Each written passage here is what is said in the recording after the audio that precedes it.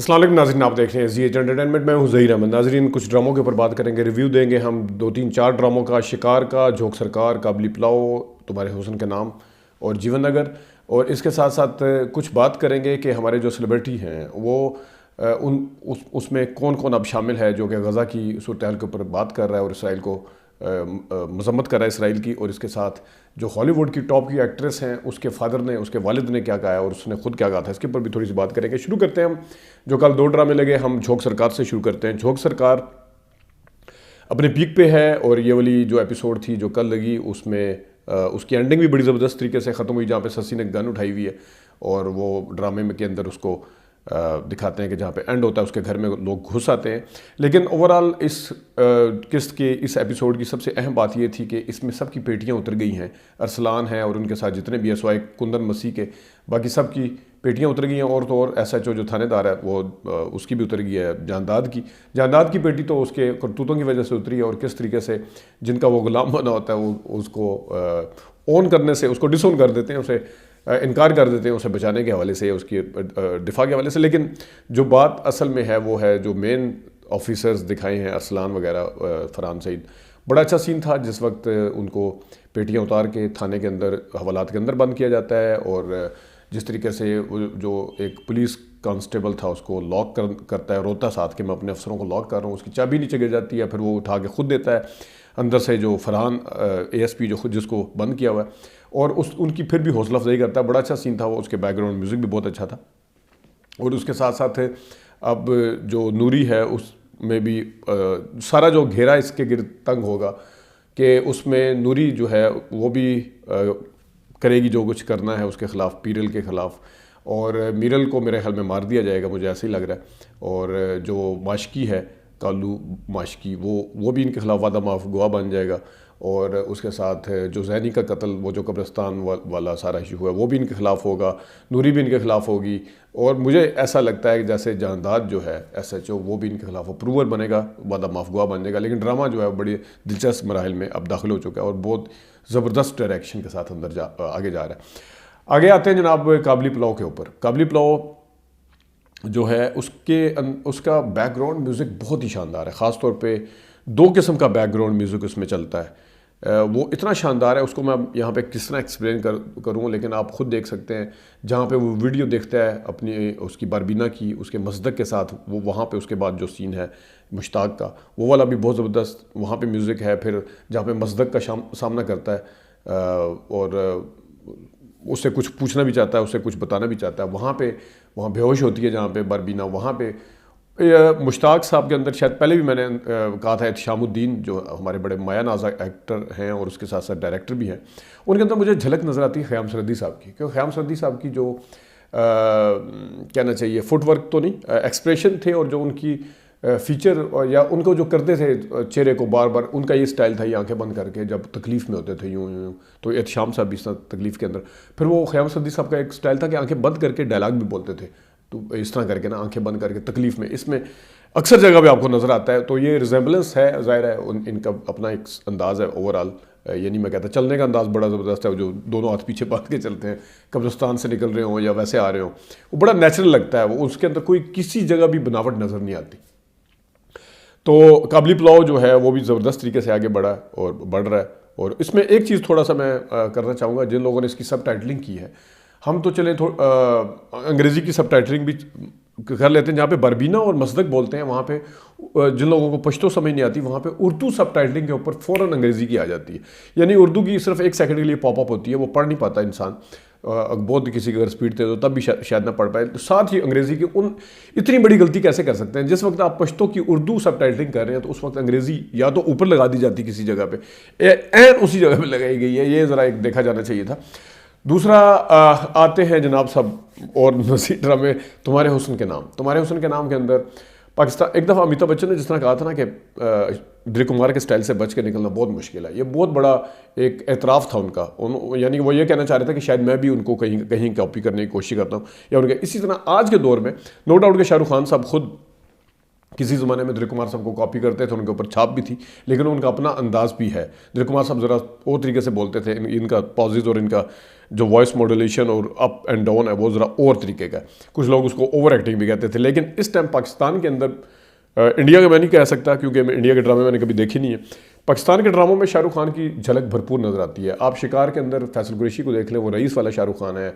आप तुम्हारे हुस्न के नाम के अंदर देख लें तो उसके इसको क्या नाम है इसका, ये जो इसका बेटा बना हुआ है, उसका बेटा है सबा कमर की बेटी है, सबा कमर की बेटी है जो सिकंदर का बेटा बना हुआ है, वो सम्मी में भी आया था लड़का उसका। बिल्कुल सम्मी के अंदर उसकी डायलॉग डिलीवरी इस तरह की थी, उसकी आंखों के एक्सप्रेशन फेस के उस तरह के थे। इसमें तो उसको वार्डरोब भी पूरी कॉपी करने का मौका मिल गया शाहरुख खान की। तो वो देख लें आप, मतलब उधर फैसल कुरैशी शिकार में और इधर ये जो है लड़का, ये इसमें भरपूर तरीके से शाहरुख खान को कॉपी कर, देखने का अंदाज भी उस तरह, आंखें भी कुछ नेचुरली भी उनकी मिलती जुलती है। फिर उन्होंने कोई कसर खुद भी नहीं छोड़ी, इंटेंशनली भी जो उनको कॉपी करने की कोशिश की है। तो ये है सिकंदर जो है बूढ़े हो चुके हैं। सिकंदर का एक जो पहले वाला सीन था जहाँ पे वो रेड गाड़ी के साथ है, वहाँ पे उनकी दाढ़ी भी उसी तरह ही थी सारी। बाद में अगले उसमें फिर वो ग्रे करते हैं, जो भी है दाढ़ी शाड़ी सारी जवान दिखाई थी। आगे में ग्रे की है, लेकिन जो सबा कमर है उनके फेस उसी तरह है, उनका उसके ऊपर कोई झुर्रियाँ वगैरह, ज़रा सा भी बुढ़ापा नहीं है 27 साल के बाद। ठीक है, लोग अपने आप को मेंटेन रखते हैं, लेकिन इतना मेंटेन नहीं होता कि 27 साल तक बंदे एक जैसे ही रहे। तो इसमें साड़ी पहन के अपनी आवाज़ को थोड़ा तब्दील करके यानी कि हाँ अब वो लोग कहाँ रहे, अब तो सारे चले गए, ये करके उन्होंने ज़रूर करने की कोशिश की है कि मैं बूढ़ी हो चुकी हूँ, या वो बाल थोड़े से ऐसे तरीके से किए हैं। अदरवाइज़ फेस के ऊपर कोई नहीं है। सेम केस विद सिकंदर के साथ भी मतलब है उनका। अब वो जो ख़ास तौर पे जो आखिरी सीन में मिलते हैं बाग में, बाहर आके पार्क वगैरह में बाग में मिलते हैं, उसमें ड्रेसिंग भी इवन सिकंदर ने जो यंगस्टर्स वाली की है। बिल्कुल वो जो जीन्स की पैंट इंतहाई टाइट किस्म की, वो यंगस्टर पहनते हैं। 27 साल के बाद भी उनकी वही वार्डरोब है, वही सिलेक्शन है। एक सीन में उन्होंने शायद सफारी सूट पहना हो, तो वो ड्रेसिंग का भी थोड़ा ख्याल रखा जाना चाहिए। लेकिन ओवरऑल ड्रामा जो है वो ठीक है, दोबारा से मिले हैं, फास्ट फॉरवर्ड किया है, तेज़ चला है आगे।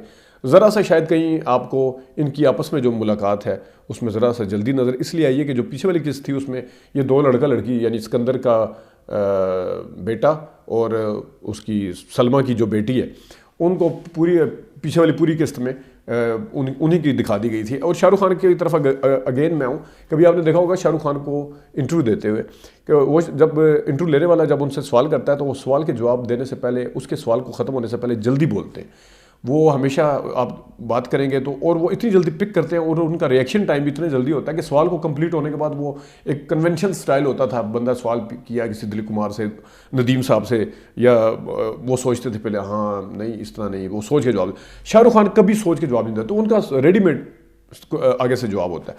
तो वो एकदम से सवाल करने वाला बंदा भी सवाल कर रहा हाँ नहीं वो मैं वहाँ पे जाता था, अच्छा आप मैं बचपन में ये करता, मतलब बहुत तेज थे। आप पीछे वाली किस्त उठा के देखें इसकी, सेम ये जो लड़का है सलमा का बेटा जो बना हुआ है, उसका सलमा का बेटा है, और ये इसको देखें तो आप उस लड़की के साथ हाँ तुम्हारी मेरी कंपैटिबिलिटी नहीं मिलती ना, केमिस्ट्री नहीं मिलती, हाँ नहीं रिंग हाँ मतलब कुछ भी, मतलब ये अब वो बिल्कुल मुझे लगता है इस तरह जैसा शाहरुख खान इंटरव्यू दे रहा है उन्होंने कहीं भी छोड़ा। हो सकता है कि ये सीन की रिक्वायरमेंट के हिसाब से सही हो गया, उसको इस्टेब्लिश करना था कि कन्फ्यूजन नज़र आ रही है दोनों में, या दोनों एक दूसरे से कोई बात करना चाह रहे हैं, या दोनों रुक रहे हैं, वो एक रिक्वायरमेंट थी। लेकिन मुझे इस तरह की फील आई है, आप दोबारा अगर उठा के देखें तो फिर और तो और यहाँ पे तो शाहज़ैब खानज़ादा साहब भी उसको नकल करते हैं शाहरुख खान साहब को और तो और जो वो बोलने की कोशिश का पता नहीं किस जगह पे। और मैं आपको बताऊंगा कभी एक सेपरेट सी वीडियो बनाएंगे, क्योंकि रईस के अंदर माहिरा खान ने खुद काम किया है शाहरुख खान के साथ। रईस करने से पहले और रईस करने के बाद माहिरा खान के अंदर क्या तब्दीली है, ये मैं आपको बताऊंगा। किस तरीके से वो लिप्स में मूवमेंट में कहाँ पे जहाँ पे हंसने की कोशिश करती है वो पूरी कॉपी करती है उसको। और सेम केस विद सबा कमर, अगरचे उन्होंने इरफान खान के साथ काम फिल्म की थी हिंदी मीडियम, लेकिन वो कॉपी जो है वो शाहरुख खान को करते हैं। ये इस हद तक मुतासिर। अब मैं आता हूँ जनाब साहब शिकार के ऊपर। शिकार के अलावा हाँ जीवन नगर में बाद में शिकार में एक वो जो गुजर खान वाला रशीद दिखाया वो इंतहाई ओवर एक्टिंग कर रहा है, इसका मैं पहले बता चुका हूँ। अब वो जो ज़ारा नूर का एक्स हस्बैंड है, उसका नाम मुझे नहीं पता, जो इसमें भी है तुम्हारे असद सिद्दीकी नाम है या क्या नाम है, उसका ठीक है, ये कर लिया था तुम्हारे हुस्न के नाम, अब शिकार का के अंदर भी उसी तरह का ही रोल है। उनको थोड़ा सोचना चाहिए अपने अंदर, थोड़ी सी इतने जल्दी जल्दी एक जैसे ड्रामे नहीं करने चाहिए। ठीक है, किचन वगैरह भी चलाना होता है, पैसे भी चाहिए होते हैं, लेकिन थोड़ा सा वैरायटी का ख्याल ज़रूर रखा जाना चाहिए। शिकार में ओवरऑल जो मैंने अगेन कहूँगा, लुंगी पकड़ने का अंदाज नाना पाटेकर का लिया हुआ है फैसल कुरैशी ने, और आगे कमीज़ें शमीज़ें सारी रईस वाली पहनी हुई हूँ, शर्ट्स वगैरह, और जो चेहरे का एक्सप्रेशन है वो भी वहीं से ये। और इसके बाद आते हैं अब जीवन नगर। जीवन नगर की क्या बात है, जेन्युइन ड्रामा, अपना स्टाइल, उसको अगरचे शायद फीमेल इतनी पसंद ना कर रहे हो, लेकिन मुझे तो बहुत पसंद है। मेल हजरात उनको ज़्यादा पसंद कर रहे हैं उस ड्रामे को, ख़ासतौर पे जो बब्बर शाह जो है वो दोबारा से, जो बब्बर शाह बना हुआ है जो लाली, और लाली दोबारा से उसका दिल करता है कि मैं ख्वाजा सराफ वाले कपड़े पहनूं, है वो बब्बर शाह, छुप छुप के ख्वाजा साहब वाले कपड़े भी पहनता है, सुर्खी भी लगाता है, डांस भी करता है, अपनी कसर भी पूरी करता है, बड़ी ज़बरदस्त एक्टिंग, जहाँ पे अपने बच्चों से, यानी कि गुरु जो है वो चेलों से बात कर रहा है अपने बच्चों से, वहाँ पे सारों का पूछता है कि फलाना क्या कर रही है, फलानी क्या कर रही है, वो तो ठीक है ना। वहाँ पे उधर साकिब समीर भी वैसे उसका इसमें डबल रोल है, उधर वाला भी और इधर वाले भी, दोनों, बिल्ले का किरदार भी अच्छा है, उधर से वो जो बना हुआ है वो भी बहुत अच्छा है। लेकिन सुहेल अहमद साहब ने कमाल किया है, एक्टिंग उनके अंदर है, उनकी फुटवर्क, उनकी एक्सप्रेशन उनके इतने नेचुरल हैं कि वो पता नहीं चलता कि एफर्ट कर रहे हैं, वो निकल आते हैं बस उनके। तो ये बड़ा एक क्रेडिट होता है किसी भी अदाकार के लिए। तो ये कुछ ड्रामे था, और ओवरऑल अच्छा जा रहा है। राबिया भट्ट भी बहुत अच्छा कर रही हैं, और ख़ास तो हाँ, यहाँ पे मैं वो जिसको निकालते हैं, बिल्ला नहीं, बिल्ला तो ये है साकिब समीर है, जो पोला है, बाबू का जो किरदार है वो बहुत अच्छा किया है। जब उसके ऊपर इल्ज़ाम लगते हैं गद्दारी के, सारा कुछ, तो वो बहुत अच्छा कर रहा है, बहुत अच्छे तरीके से आगे बढ़ रहा है।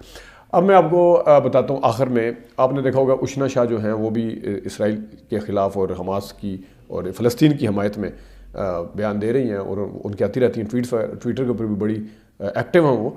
उसके साथ अब नेमल खावर जो कि बीवी हैं हमजा अली अब्बासी की, उन्होंने भी कोई एक पेंटिंग के साथ अपनी तस्वीर भी दी है जो कि फ़लस्तीन की औरतों के हवाले से है। वहाँ पे जो सूरत हाल है आपको पता ही है क्या, कि 9,500 इस टाइम वहाँ पे शादियाँ हो चुकी हैं, जिनमें 3800 जो हैं वो सिर्फ बच्चे हैं। और अभी आज भी मैं देख रहा था कि थ्रेट दिया हुआ हॉस्पिटल के ऊपर दोबारा से हमला करने की, ये चीज़ें। अब मैं आता हूँ उस एक्टर्स की तरफ जो हॉलीवुड की एक्टर एंजेलिना जूली, जो कि अक़वाम मुत्तहिदा की मुख्तलिफ उसमें रिलीफ के कामों में भी बढ़ चढ़ के हिस्सा लेती हैं।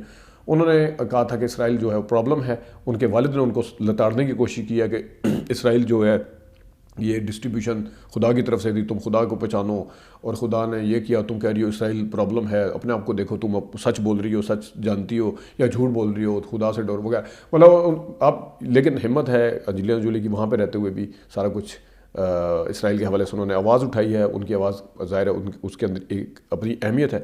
लेकिन हमारे यहाँ के लोग जो वहाँ पे जाके रह रहे हैं मलाला समेत, उनको भी सोचना चाहिए कि वो किस किस्म के बयान देते हैं, या जिस जगह पे बोलना होता है वो क्यों खामोशी इख्तियार कर लेते हैं।